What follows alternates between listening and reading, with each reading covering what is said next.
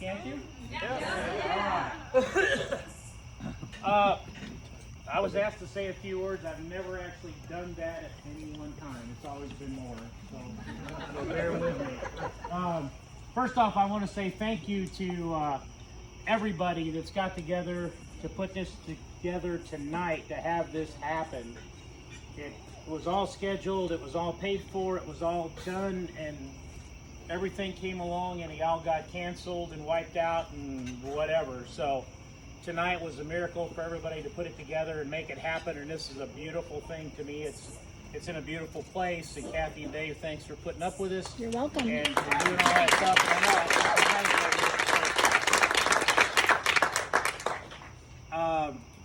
First off, everything started, and my wife, my beautiful wife sitting over here, Vicki, it started for us a long time ago when I lived in Boonville, Missouri, which is, Brent knows where I live, Darlene knows where I came from, but we moved there after my dad retired out of the Air Force. We moved to Boonville, and then I went to school there and all that kind of good stuff, and eventually another family moved in, and they had a little blonde-haired girl, not quite my age, 11 months difference, and I ended up meeting her like the first night she was there type thing. And then my sister, who's sitting over here, I actually asked my sister eventually to try to set me up on a date with her. That didn't work too well.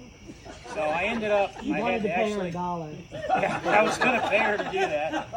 And I guess, but I ended up asking Vicki out, and then we went out, and I can tell you that God works in strange and mysterious ways, because he brought her to me, and without her being here, we wouldn't be here tonight with Lindsay and Matt.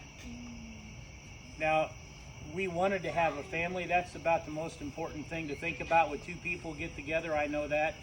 And for some reason, we tried, and we just weren't going to have anybody or have a baby. It didn't seem.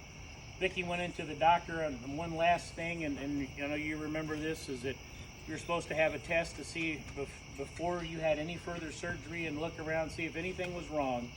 We weren't going to have kids. Is that I get a phone call while I'm in Jefferson City at the patrol office where I work, and she goes, I went to the doctor, and I said, okay, and then she goes, yeah, I'm pregnant.